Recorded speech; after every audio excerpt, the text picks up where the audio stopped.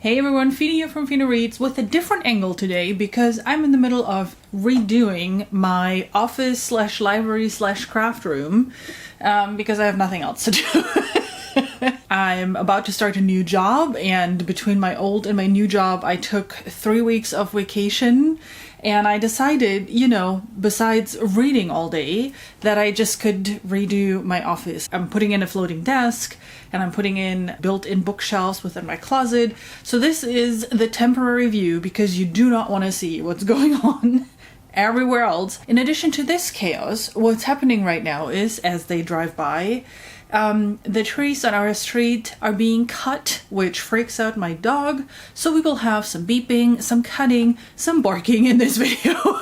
What else could possibly happen? It would be boring if it would be just me talking and no weird noises in the background. Welcome to my June wrap-up. I have read a lot.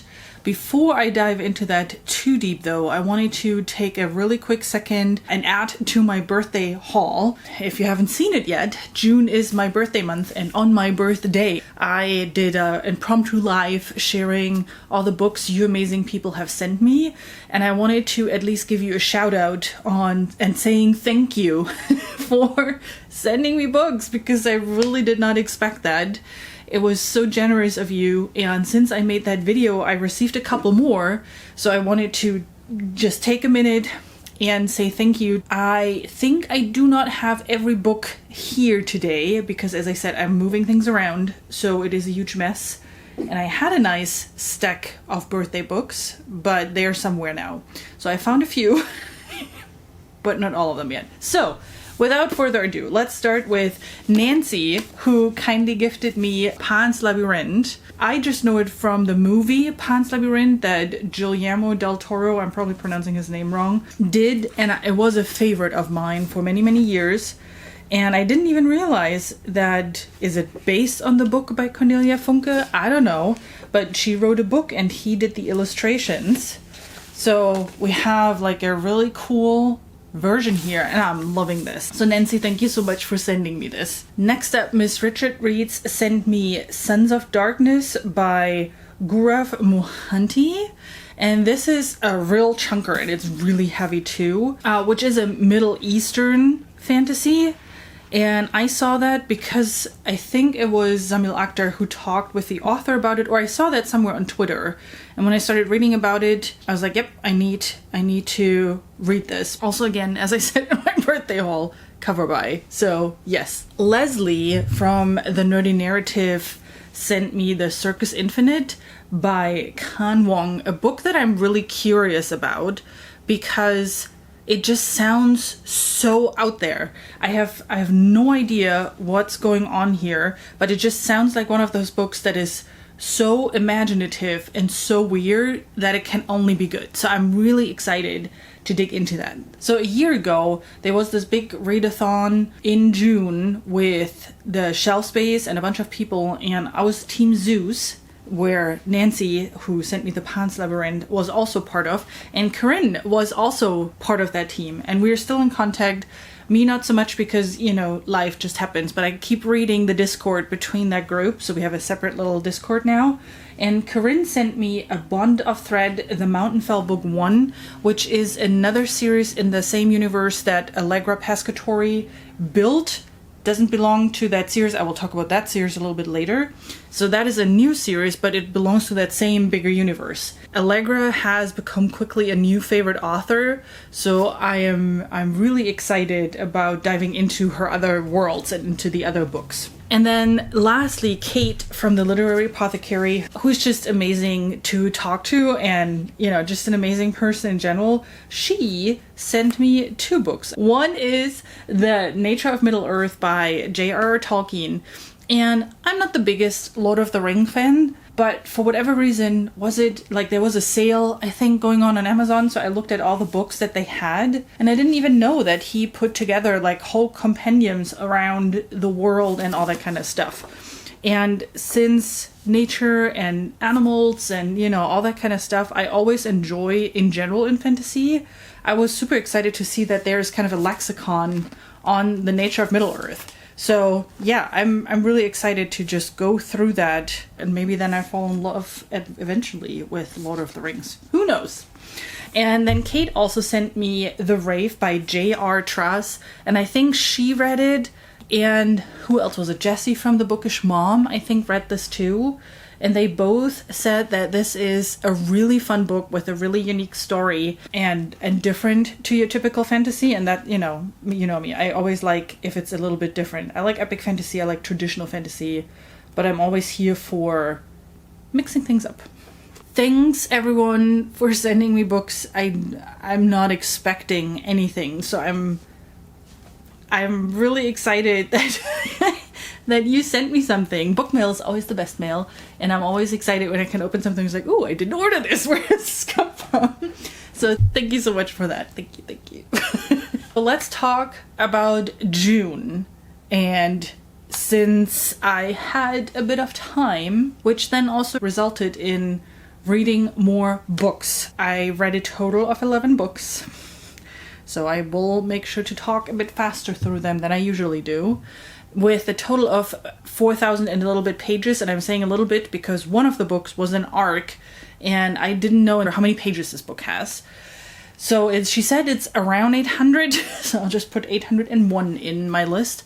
So with that, I am at 4,061 pages, if it really is 801. Of those 11 books, 6 books were fantasy, 2 horror books, 1 fiction book, and 2 romance books. And 1 I listened to on audio, 3 were Kindle books, and the rest physical. And 7 of those books are 5-star reads. 3 of those were 4-star reads, and 1 I didn't give a rating because I didn't know what rating I would give, but more on that shortly. And what was really exciting is I didn't start a new series. I finished one though, and I continued a couple of series, so I'm really excited about that one. Alright, without further ado, let me start with Blackveil, which was actually the May book for my Green Rider read-along. But I kind of got a little bit behind, so I started in May and then finished it in June. And then I also read Mirrorside, which is book 5 and June's book in the Green Rider read-along. So we are pretty far ahead, and we are now in the territory of frickin' big chunkers, which book 5, which is 760 something pages. The read-along is going great. I have so much fun with that, with all of you who are joining in, who are reading along, who are now getting into with book 4, because that's where the series really starts. Not that book 1, 2, and 3 are irrelevant, but I always find they are more the world building books and getting to know the characters and understanding the stake of the whole series. But with book 4, we are getting really into the nitty gritty, and book 5, well, if you've been around, you know this is my favorite book in the entire series. We also did a live show for that one already. That was last weekend together with Stephanie and Sarah. So I'm putting that up here if you've read the books, because we will talk spoilers for this series and specifically for these 2 books. If you have read them, definitely go check it out. I would love to hear your opinion on Blackveil and Mirrorside. Then I joined the Stephen Graham Jones read-along that Amanda over at the Reading and Writing Life organized. Every day in June, a booktuber put together or put up a review of one of Stephen Graham Jones' books. They are all the different books. He wrote a lot. Trust me, it's not even 30. He has more out there. He was busy in his life. And everybody is talking about a different book, so you can get an amazing overview about the different writing styles that he has. And that is something that I realized because I read The Backbone of the World, which is a short story as part of the Amazon Trespass collection. So if you're a Prime member, you can actually get that short story for free. And then the other book that I read that is the shiniest book ever in my life, I don't know if I can get that into focus here, but that is The Bird is Gone, which was his, I think, 3rd book that he wrote. I have reviews for both of them, so I will put them up down below, the usual stuff. So I'm not going into detail, but 2 very different books. This, by the one, is the one that I'm not giving a rating because I just have no idea how I'm supposed to rate this book. Check out my review so you know what I'm talking about. One is horror, one is fiction, one is, it's a short story, so, you're a little bit more content on what the plot is and the characters, but it's pretty straightforward. The other one, not so much. But what was really interesting to hear is, because I've watched a couple of the other review videos, I still have a bunch to watch, so I'm definitely behind. But there are more books like this out there, and I'm not the only one thinking like, he has a pretty broad repertoire on writing skills and what he's about to write about. So he definitely experimented with the different genres, with different styles, which makes it really interesting. One more book that was part of a read-along, that was the read-along between Jake from the Bookish Drummer and myself. We are reading currently all the Richard Bachman books.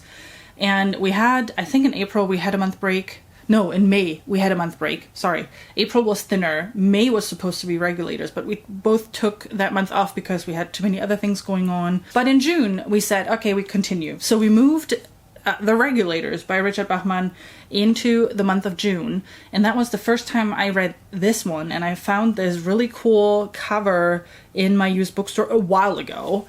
And there's a companion book to it, which is called Desperation, which is written by Stephen King. I mean, Richard Bachman is Stephen King, but this was published as Richard Bachman. The other one was published as Stephen King. So I kind of knew that this is just plain weird. Jake and I will have a live where we talk about thinner Regulators, and then the book that we're reading in July, which is Blaze, we will have a live in July or like mid-August timeframe. So more on that will definitely come, and then we dive really deep into the individual books and, you know, get to know the different storylines and what we liked, what we disliked about it. But this was definitely one where it had nothing to do with Bachman. So the other 4 Bachman books are very specific. You're in a person's head, you're following along a certain situation.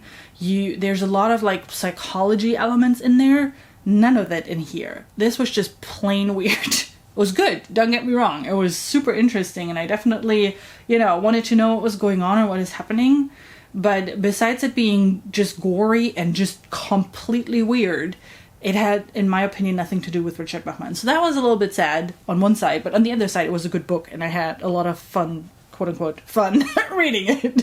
The next one was more a novella. I always wonder, when is it a short story versus a novella? Is it like a certain page count? I don't know. Let's call it a novella by Ellie Hazelwood. It's Under One Roof. This was written, I think, during the pandemic, and it was fun. It's a really simple enemies to lovers. It's about a young woman that just inherited a house from her professor. The problem is that the professor's cousin still lives in the house as well. So she moves over there. He just wants her to be out because he wants to keep that house. So he's trying to sell the house to her, and she is not budging because she wants to live there. And that's where the story continues. As you can imagine, with romance and with an enemies to lover tropes, you have an idea where this is going. And then I read another romance. So June's reading across the shelf was all about LGBTQ authors and tropes in books, like representation in books. And in preparation for that, I did some research on general books with LGBTQ representation or LGBTQ authors. And one of them caught my attention, which is The Charm Offensive by Alison Cochrane. I'm not sure I'm pronouncing this right. Sorry about names and such. But this is a male-male romance.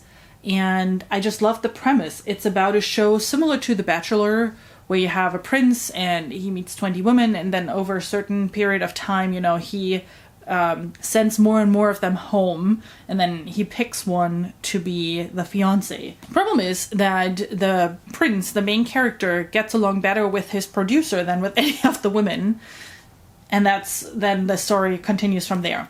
And I just like this premise. I thought it was very interesting. Plus, so the show's called Ever After and not The Bachelor, but the Bachelor mansion is actually not too far away from where I live. So I thought, it was funny. This was a super entertaining romance. The main character, Charlie, is just so fun to read about. He is just such a heartwarming, lovable, just so sweet, and I loved reading about him. I loved reading about his struggles. He deals with anxiety, he deals with depression. The producer Dev also deals with depression, so there was a lot of mental health conversation in there, which I really appreciated and loved. I thought it was done really, really well. And then just seeing the two characters coming together and realizing what they mean to each other was just so well done. And yep, I love it. And then I binged a series. So I read this one, Where Shadows Lie, in May, and I fell in love with this series, with this book.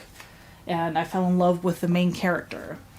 And this was part of an escapist book tour, so I got the paperback. I had the ebook already, and then they asked, hey, do you want to continue reading book 2? And I was like, yes, I need to continue series, so might as well sign up for that series. Plus, I already had book 2 here. So I was like, listen, this is perfect because you need to continue series, right? So yes, let me sign up for that. So that tour is in July, so I don't want to talk too much about it because my review is coming in July, but it ended up being such an amazing read that I was just sitting there and it's like, I'm loving this. I'm loving the main character. I'm loving, or all the main characters rather, right? Like there are so many characters that are important and that get a lot of page time. All the storylines that are going on are just so interesting. The world is so well done. There are pet dragons that are just adorable. Like there's so much that I loved about the series that I could not stop. I don't want to talk too much about Whispers of Stone because it would spoil the story. If you want to, check out my review that I did for Where Shadows Lie, which is book 1. Thankfully, this paperback edition comes with a short story at the end. You can get the short story separate as well. And then Stacy sent me, for my birthday, sent me the other short story that is also set in that world. The first short story, Solace of Memory, in here was, at least that's what it came across for me, the author's attempt of just coping with COVID. And it was talking about a plague that happened years ago compared to where the trilogy is happening. And one of the main characters was supporting the camp that they had to set up where all the sick people were stationed. And it was his story on how he dealt with that and how he helped those people. Very, very emotional, I tell you that much. And then The Greatest Adventure, which is the second short story, is about Eleanor, our main character, when she's very, very young, and how she and her duenna came to be. Her duenna is kind of like her nanny, but closer. How they came to be and how they started to, live together, essentially. Also emotional, very cute. I mean, I love both of these characters in the main trilogy already, so I was really there, and I'm so excited. So Stacy, thank you again for sending me that for my birthday. So after I was reading this, or while I was in the middle of book 2, I talked to Allegra and I told her, I love your books. They are so amazing. I can't. Like, I literally can't. And then about at the same time, I saw that she put out a post asking for people who want to read an arc of book 3, These Gossamer Strings, which comes out July 12th. I was like, yeah, because I'm just about done. I finished the short stories. I was like, I cannot wait till mid-July, which is like 2-3 weeks from now. I cannot wait till mid-July for the third book in the trilogy. I just can't. I need to know how this continues. So thanks, Allegra, really, thank you. She sent me an arc, but trust me, I will buy that paperback the moment it hits the shelves. And I was just blown away. This series is so much more than I thought it would be when I read book 1. It is humongous. There's so much happening, so many interesting storylines that are going on. It's not an easy read. Like, there's so much going on that it's sometimes a bit hard to follow along, but she has a glossary, so you can always look up, who was the character again. I finished this thing yesterday, and I'm still so mind blown about the series. The one thing, though, that I'm going to say is I thought it's a self-contained trilogy. It is a trilogy, and it does not have a cliffhanger ending, but there's still storylines that are still open. So now I'm sitting here and have to wait for the next trilogy to happen. So, dang it! I'm actually thinking about doing a separate review for that entire series, including the short stories, and a little bit more about what Allegra is doing as part of her big universe, because if you look on her website, she explains it there a little bit. What she's doing is she is creating self-contained stories in a big universe, and in all of these self-contained stories, though, she puts in connections to the other series. And I thought it was pretty interesting to do it that way. Long story short, because there's a lot more to discover. So let's just put it that way, which is why I'm thinking that I might do a separate review for the entire series and a little bit more about the AO Collective. That's what she is calling this. And anyway, I can talk about this forever because I'm so fascinated by it. This is a long video again. I apologize. How has your June been? Did you enjoy your reading month as much as I did? what was your favorite book in June? I would really love to know. And then thanks so much for stopping by and listening to my rambling. I know I talk a lot and I know I go in circles sometimes. So I really appreciate you hanging around and listening to this. Because it's really therapeutic for me, and I'm glad it's entertaining for some people, because, you know, it helps me get all my thoughts out about the books that I read. So yeah, thank you so much for watching. I hope you have a great rest of your day, and then I'll see you soon with another video. Bye!